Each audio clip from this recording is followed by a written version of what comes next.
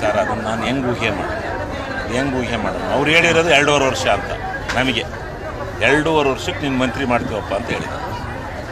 ಅದಕ್ಕೆ ಭದ್ರ ಇದ್ದೀನಿ. ಅದಕ್ಕೆ ಮಾತಿಗೆ ಕದ್ರೆ ನಾವು ಯಾರು ನೀವು ಮಾತಿಗೆ ಕದ್ರಿ ಅಂತ ಹೇಳ್ಬೋದು. ಈಗ ನಾವು ಈಗಲೇ ಮತ್ತೆ ಹೆಂಗೆ ಹೇಳೋಣ?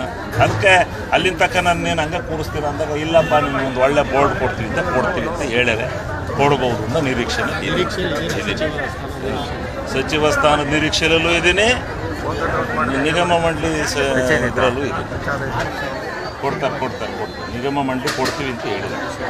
ಅಲ್ಲ, ಮುಂದೆ ಸಚಿವರನ್ನು ಕೊಡ್ತೀವಿ ಅಂತ ಹೇಳಿದ್ದಾರೆ. ಅಲ್ಲಿವರೆಗೂ ನಿಗಮ ಮಂಡಳಿನೂ ಕೊಡ್ತೀವಿ ಅಂತ ಹೇಳಿದ್ದಾರೆ. ಸರ್, ಈ ಲೋಕಸಭೆ ನಂತರ ಕೆಲವರು ಸಚಿವ ಸ್ಥಾನ ಬೇಡಿಕೆ ಇಟ್ಟಿದ್ದಾರೆ, ಶಾಸಕರು ಒತ್ತಡನೂ ಇದೆ ಸರ್ಕಾರ. ಅಲ್ಲ ಇರಲಿ.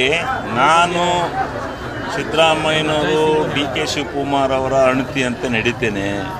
ಸಿದ್ದರಾಮಯ್ಯನವರು DK ಶಿವಕುಮಾರ್ ಅವರು ಏನು ಹೇಳ್ತಾರೆ, ಅವರು ನನಗೆ ಮಾತು ಕೊಟ್ಟು ಚುನಾವಣೆಯಲ್ಲಿ ಬಂದಿದ್ದಾರೆ. ಅವರು ಈ ಮೊದಲನೇ ಸಾಲ ನಿನಗೆ ಕೊಡಬೇಕಾಯಿತು, ಕಾಲದ ಇದರಲ್ಲಿ ಕೊಡೋಕ್ಕಾಗಲಿಲ್ಲ, ವ್ಯತ್ಯಾಸದಲ್ಲಿ. ಮುಂದೆ ನಿನ್ನನ್ನು ಮಂತ್ರಿನೂ ಮಾಡ್ತೀವಿ, ನಿಗಮದ ಅಧ್ಯಕ್ಷನೂ ಮಾಡ್ತೀವಿ ಅಂತ ಹೇಳಿದ್ದಾರೆ.